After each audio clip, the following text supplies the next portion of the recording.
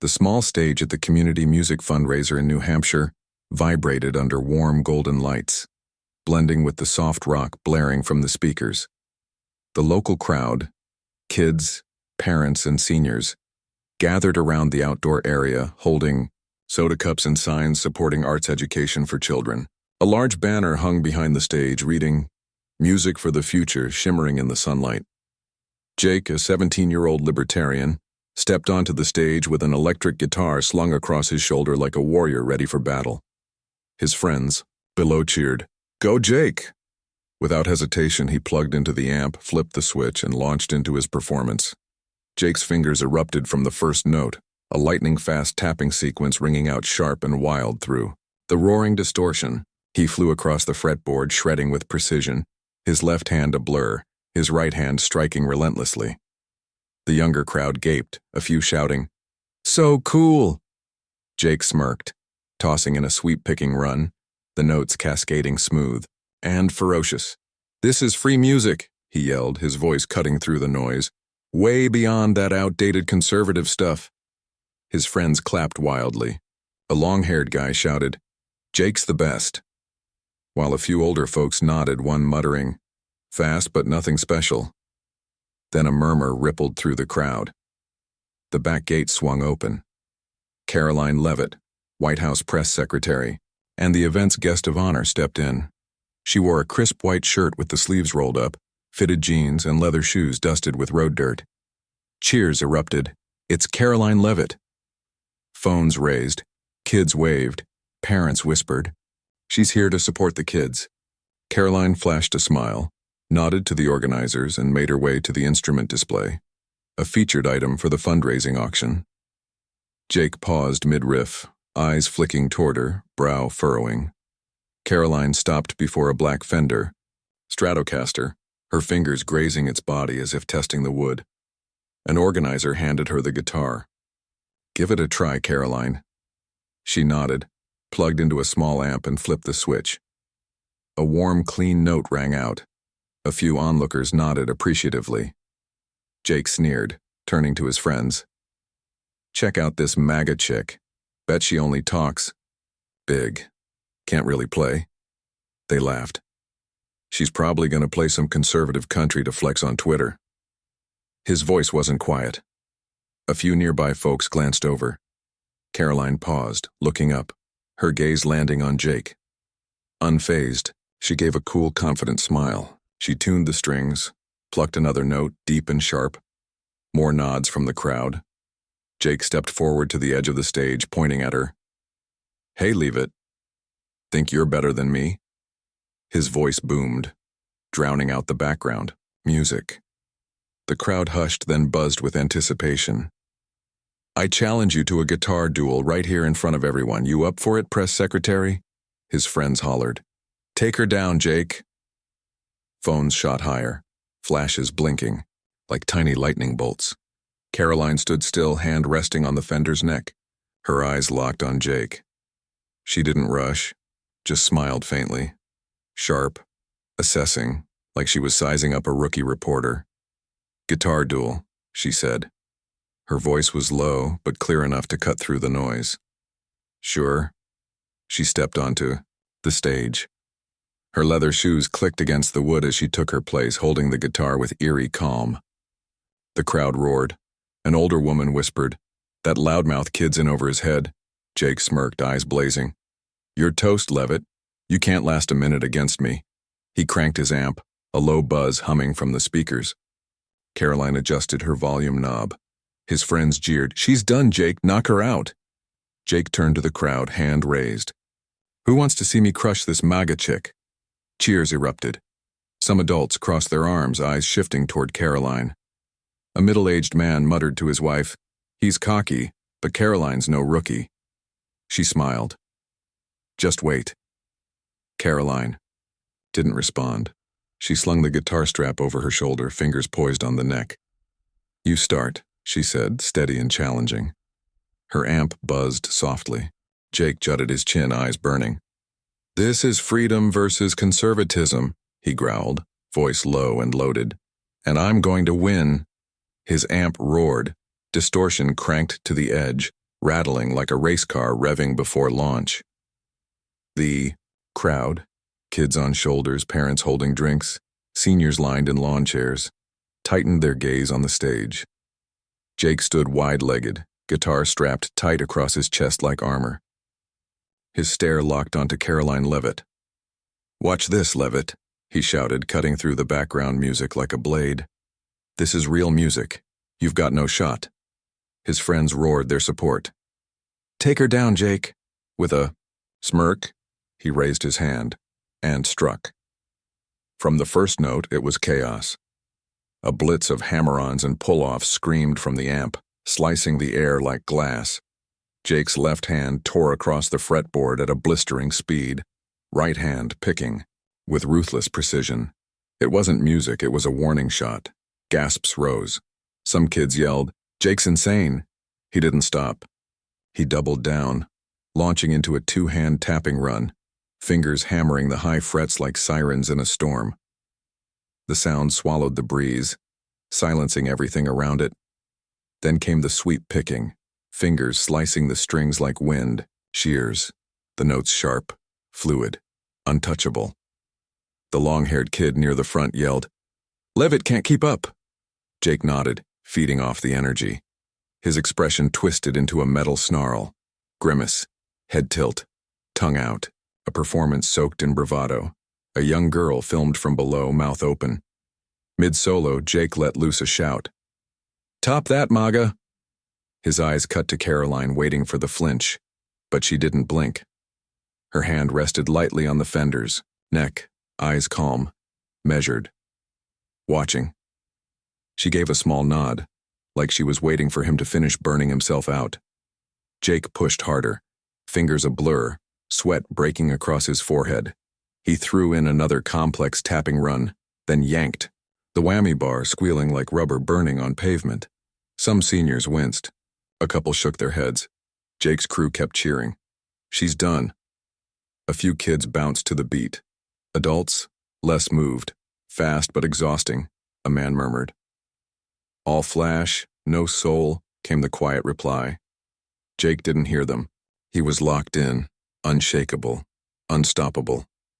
With a final bend, he yanked the bar again, letting the note scream high before fading into feedback. He stepped back, arms folded, eyes hard. "There!" he shouted, voice echoing. "That's freedom's music. Fast, strong, unbeatable. Can you do that, Leavitt?" Laughter from his crew. "She's shaking." Jake turned to her, daring her to back off. But Karoline didn't even blink. She smiled just enough to sting. Cool, razor sharp. Then she stepped forward. The wooden stage creaked under her leather shoes. The crowd hushed, eyes locked on her. Her hand turned the amp knob. A hum buzzed out low and steady from the black fender. "Real music, huh?" she said, voice like a knife sliding from a sheath. "My turn, then." She tightened the strap, planted her stance. Fingers hovered over the strings. Silence. Phones shot up. Lights blinked like distant stars. Jake watched her, still wearing that smug half-smile. But behind his eyes, a flicker. No warm-up, no theatrics. Then she played. One note. Deep, commanding. Thunder, not lightning. It rolled through the space, subtle and full. Some of the older folks leaned forward instinctively. She launched into a riff, not fast but unmistakable. A sharp, confident groove. Hints of classic rock. Something rooted. Raw. A nod to Sweet Child O' Mine echoed in the progression, and the crowd caught it. Karoline's fingers didn't blur. They moved with precision. Every note placed with purpose. She leaned into a solo. Gentle bends, rich vibrato. Lines that soared instead of screamed. Her right hand picked each note like a scalpel. Her playing didn't shout, it spoke. A young girl yelled, "Karoline rocks!" A middle-aged man leaned toward his wife, voice hushed but certain. Now that's soulful playing. Around them, phones shot into the air, flashes lighting up the space like camera fire on a battlefield. Karoline pushed her solo higher, building it to a clean, calculated climax. A quick run of notes spilled out, not a blur, but a blade. Fast, but each one sharp and intentional, like briefing points delivered from a White House podium. She tilted her head, fingers steady, and gave the whammy bar the slightest nudge. Just enough to deepen the tone. The sound washed across the crowd, not crashing but pulling. Magnetic. Kids bobbed without realizing. Parents nodded. One of the event organizers whispered, "She's shutting him down." His colleague didn't even look up. Knew it. Karoline's the real deal. Jake stood frozen, arms still crossed, but the smirk was gone. His jaw tightened. "Just luck," he muttered, too quiet for his friends to hear. But inside, something cracked. This wasn't about speed. It wasn't about flash. It was the way she played, like she didn't need to prove anything. His crew quieted. Even the long-haired kid who'd hyped him up earlier hesitated. "It's decent," he offered weakly, eyes not meeting anyone's. Karoline ended with a low, resonant note. Let it hang, then muted the strings with her palm. Silence. Then, thunder. Applause erupted from every side. Cheers echoed across the field. "Karoline's amazing," an older man bellowed. A girl turned to her friend, stunned. "She just smoked him." The crowd lit up, flashes popping like fireworks. Karoline didn't move. She stood tall, hands relaxed on the guitar, eyes scanning until they locked on Jake. "How's that, kid?" she said, voice calm, but cutting. A mirror of his earlier taunt, now laced with precision. Laughter rippled through the crowd. A few extra claps punched the silence. All eyes turned to Jake. He swallowed hard. Fists clenched tighter, trying to look unfazed. "Fine, you're decent," he shouted, louder than needed, hoping to bury the noise around him. But that was just a warm-up. "I'll show you real domination." His friends rallied again, trying to boost him. "Yeah, Jake, crush her."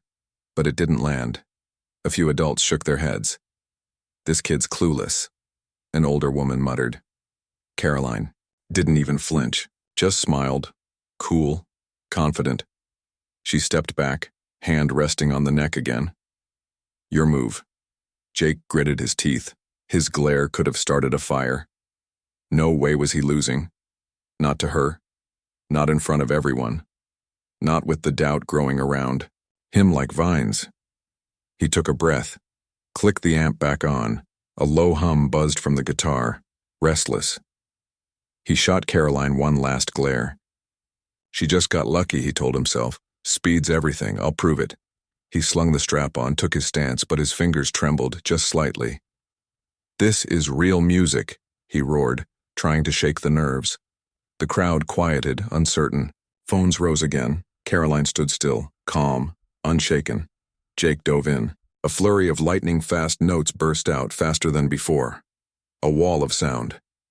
His amp roared, distortion swallowing the soft rock from the corner speakers. He clenched his jaw. Fingers raced, sweat already streaming. "Watch this," he shouted, mid-solo, eyes darting across the crowd, begging for their roar. He threw in another two-hand tapping run, high fret hammer-ons, but a note slipped, just a hair off, a crack in the armor. A few seniors frowned. He didn't slow, flicked his wrist and launched into sweep-picking faster than ever, desperate, overcompensating. Another note missed. A soft buzz cut in. The flow broke. His friends still clapped. "Sick, bro." But the older crowd had stopped nodding. "Fast," a man whispered, "but messy." His wife nodded. Nowhere near Karoline. Jake couldn't hear it, but he felt it. The shift. The vibe. It wasn't his anymore. He gritted harder, shirt soaked. "I have to win," he thought. His eyes flicked to Karoline. She hadn't moved. Her calm lit a fire in his nerves. "You're outmatched," he bellowed, then ripped into an even denser solo, alternate picking tangled with tapping. Fingers a blur, but the speed swallowed him. Another note bent too far, off pitch. Then another. The guitar squealed, sharp and wrong. The crowd stilled. Some seniors shook their heads. He's just throwing notes around now, someone murmured. Jake pushed on. Yanked the whammy bar hard. Let the scream fly, but it didn't land. Just noise. Frantic. Hollow. Jake blinked fast, eyes stinging. He tried another sweep picking run, but his fingers slipped. A sharp, shrill buzz cut through the solo like static in a symphony. His friends went silent. The long-haired kid shrugged weakly. Hey, it's... Okay. Even he didn't believe it. Jake panted, scanning the crowd, desperate for awe. All he found were polite nods, blank stares. There, he shouted, clinging to confidence. He yanked the whammy bar again, forcing out a screeching note that wilted into a dying fade. The amp growled one last low buzz. He stepped back, hands trembling, eyes darting. A few claps, light, scattered. No cheers, no frenzy.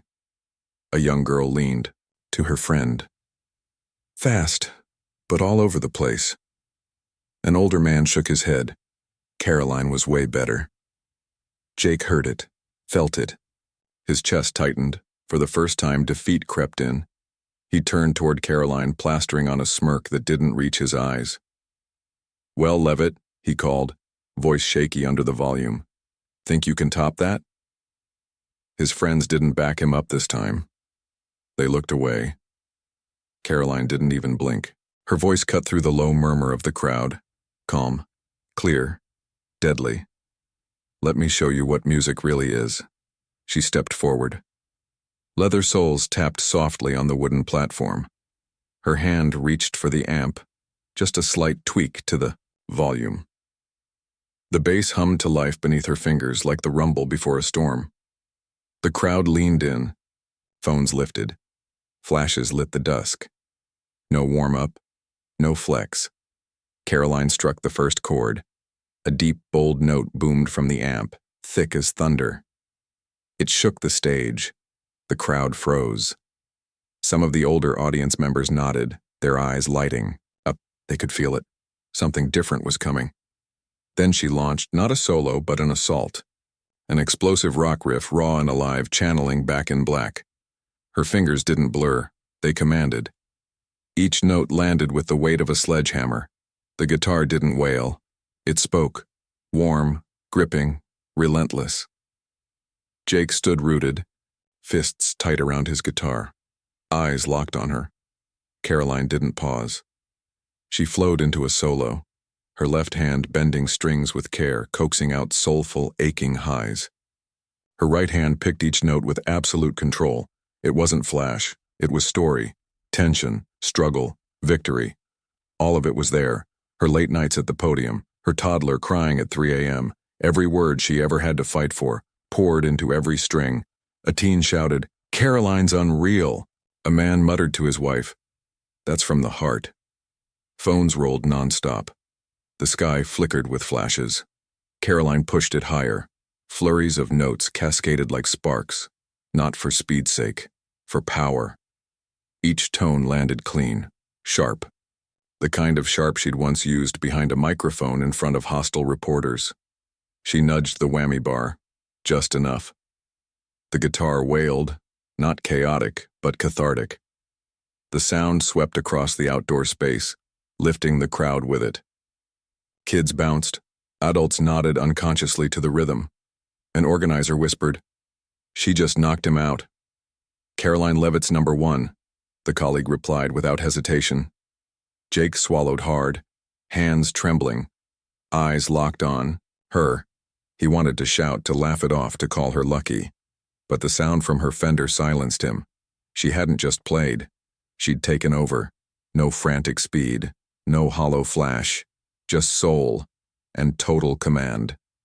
Then came the eruption. Thunderous. Applause. Cheering that shook the space. "Karoline's the champ," someone roared.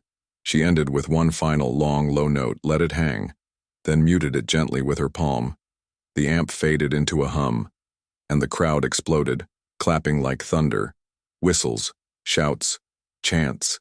"She's a legend," someone screamed. A kid bounced below the stage like he'd just seen a superhero. Jake stood frozen, jaw slack, hands limp. What just happened? He thought. He couldn't wrap his head around it. Want to keep going? Karoline asked. Her voice was even, sharp, calm. She stood tall, hands resting on the neck of her fender, eyes sliding over him like he wasn't even a threat. The crowd laughed. More claps. All eyes turned to Jake, not with hope, but curiosity, almost pity. He swallowed again, searching for something, anything to say. But nothing came. His friends had gone silent. The long-haired kid muttered, she's good," then turned away like he couldn't bear to look. Karoline said nothing else. She just gave the crowd a nod, eyes steady, back straight, like she knew. Icy, a wordless declaration. The applause surged again, louder, longer. A middle-aged man leaned toward his wife. "She's not just a talker," he whispered. "She plays better too." His wife laughed. "That kid's out of moves." Jake stood motionless, breathing hard, eyes vacant. He hadn't just lost a guitar duel. He'd been dismantled by Karoline Leavitt, a conservative he'd once mocked with smug certainty. The crowd's cheers pressed down on him. Phones kept recording. Flashes burst like tiny lightning strikes. An event organizer raised their mic. "Karoline Leavitt, star of the night." Jake lowered his head, fists clenching around his guitar. No words came. No moves left. Just the crushing weight of knowing, this time, he was dead wrong. Karoline had proven it, and hundreds had seen it happen. She stood tall, still poised with her Fender Stratocaster slung loose by her side. Her gaze swept across the roaring crowd like a calm storm, then landed on Jake. She stepped forward. Click, click, click. Leather. Soles tapped softly across the stage, each step slicing through his haze. The crowd fell quiet again, curiosity thick in the air. Her eyes weren't mocking, not even smug, just steady, like she'd done this before, on a stage, at a podium, in a press room. "You can hate my views," she said, voice low but unmistakably clear. "You can hate me for being a conservative." She paused, letting the tension stretch. "But music doesn't need politics, it needs heart." Jake's throat tightened. His fingers gripped the fretboard like a lifeline. "You play fast," she added. "But do you feel it?" The words landed. Not sharp, but true, not an insult, an invitation. Jake tried to answer, but nothing came. Speed, technique, flash. Everything he'd clung to suddenly felt paper-thin. The silence deepened. All eyes turned to him, waiting. A man whispered, "She didn't just win. She taught him something," his wife murmured. Karoline tilted her head, eyes locked with Jake's. "I don't play guitar to show off," she said, tone even. "I play to unwind, after long days at the White House, after sleepless nights with my toddler, after getting torn apart by the press," she exhaled. "Music's where I find myself again. You? What do you play for?" Jake stared at his guitar. He didn't know. He'd played to impress, to prove something, to feel superior. But now, standing in her shadow, he just felt small. "You've got talent," Karoline added, voice softening, almost gentle. "But if you only chase speed, you'll never find real music. Let your heart lead, not your pride."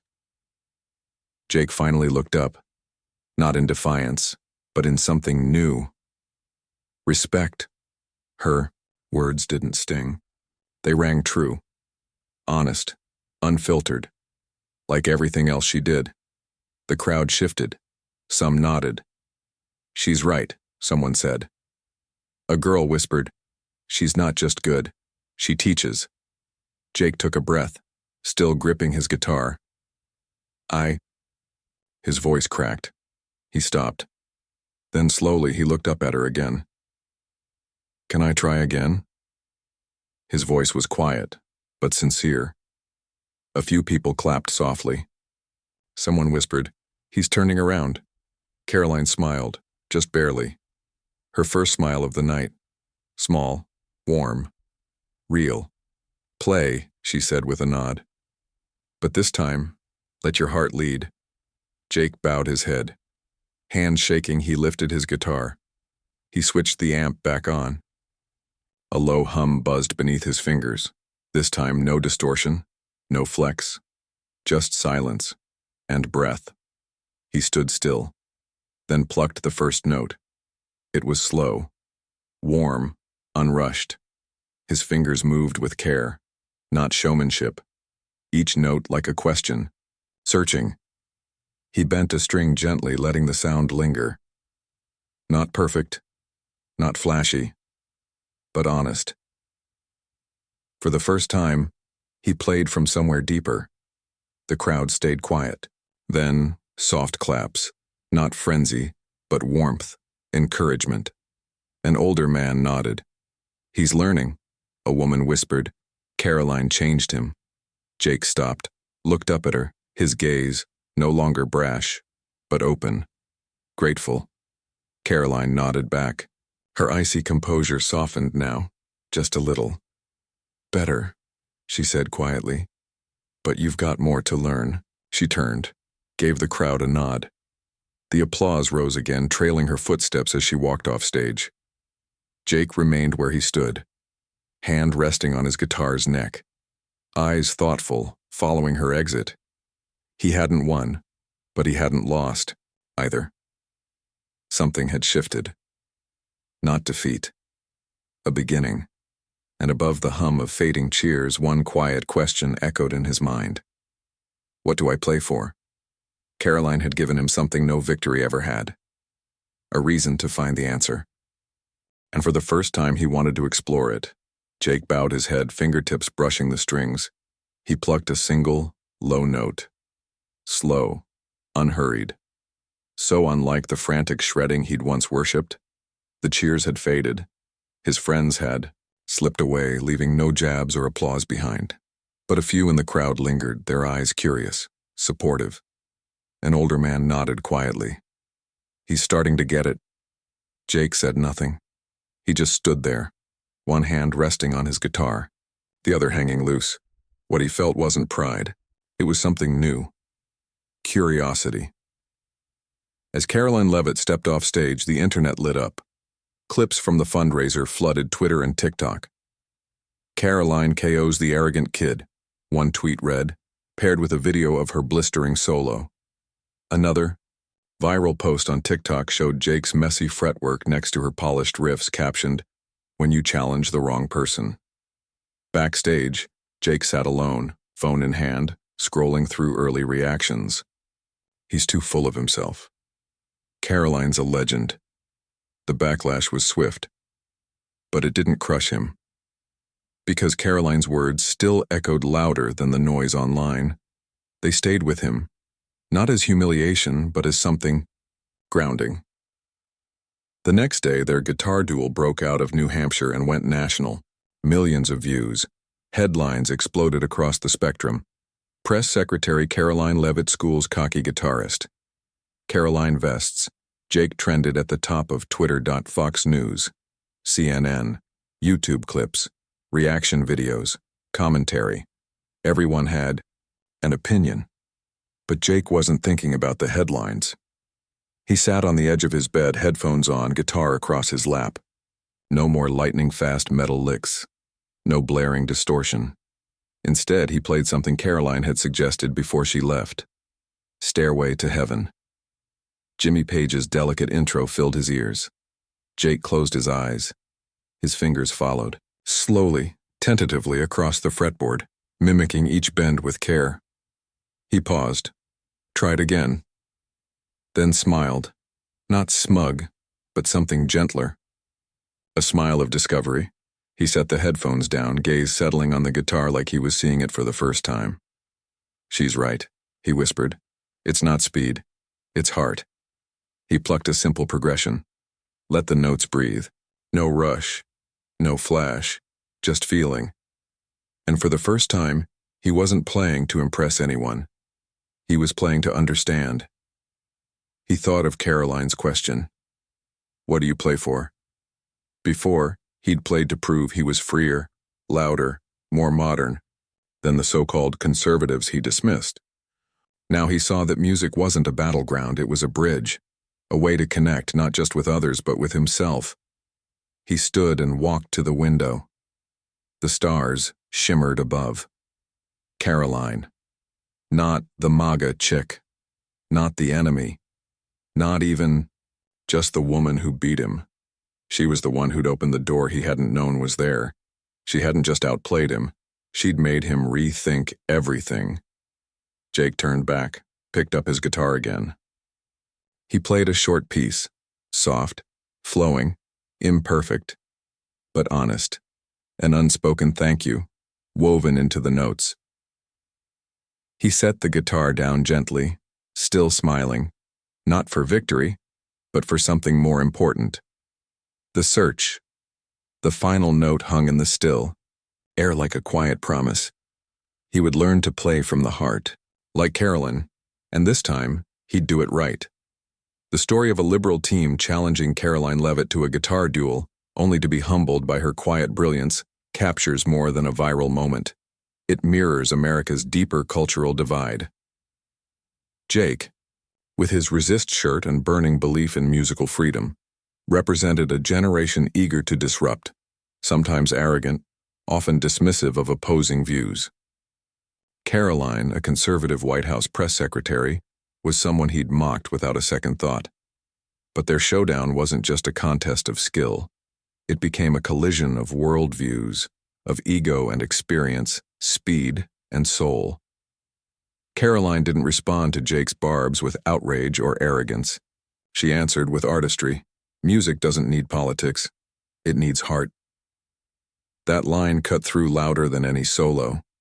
Jake's slow embrace of Stairway to Heaven, his rejection of Flash for Feeling, and his quiet transformation show what happens when we stop shouting and start listening. In a polarized America where left and right often clash before they understand, this story reminds us, sometimes your rival is your teacher, sometimes your loss is your breakthrough. So what do you play for? Maybe it's time we all found out.